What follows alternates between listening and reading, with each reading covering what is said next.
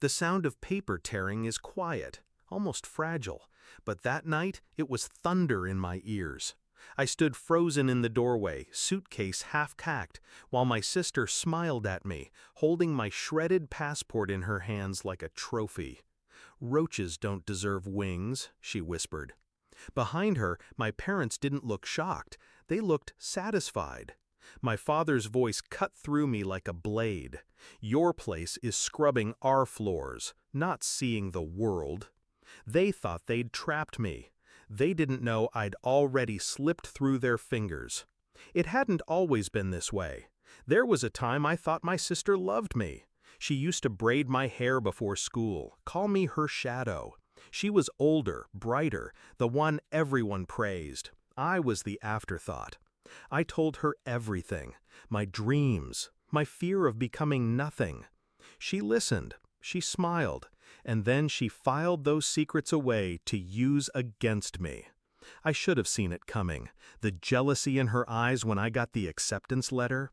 The way she laughed when I talked about leaving, like it was a joke.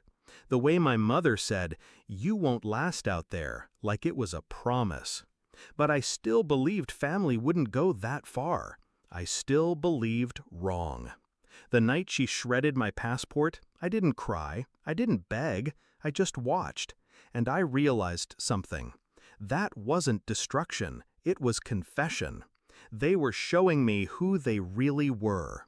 And once you see the truth, you can't unsee it. They thought the passport was the only one. They didn't know I'd planned ahead. I'd applied for a second one, quietly, weeks before. Tucked it away in a safe place they would never find.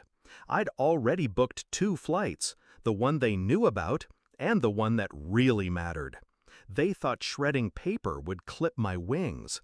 But by the time they laughed in my face, my future was already sealed. Still, I didn't leave quietly. I couldn't, not after years of being treated like a servant in my own home. I set the stage before I left. I copied their bank statements, their debts, their unpaid taxes. All those years of pretending we were a perfect family, they hid rot under the floorboards. I sent the evidence where it needed to go. Quietly, efficiently, and I left without a word. The confrontation came months later. By then, I was thousands of miles away, in a city that hummed with possibility. My dream job was no longer a dream. It was real. I was real. They called me frantic. My sister's voice cracked. "They're investigating us. How could you?" I listened to her cry. The same sister who tore my wings apart. The same parents who told me I belonged on my knees. And I finally answered. "You taught me something," I said. "That family isn't who you're born to. It's who doesn't try to cage you." Silence on the line. I let it stretch, sharp as glass. Then I hung up. They lost everything after that. The house, the reputation, my sister's fake charm couldn't save her when the truth came out. My parents, so proud of their control, ended up drowning in the mess they created. And me? I walked streets they'll never see. I breathed air they'll never touch. Revenge didn't feel like fire. It felt like air, clean, weightless.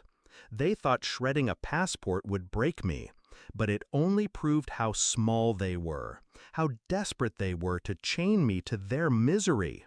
The truth is, I was already gone the moment they showed me who they were, the moment I stopped being their shadow. Now, when I hold my passport, I run my fingers over the unbroken pages. I think of their laughter that night, sharp and cruel, and I smile. Because roaches don't deserve wings? Maybe, but I wasn't a roach. I was the storm that left them in ruins, and I never looked back.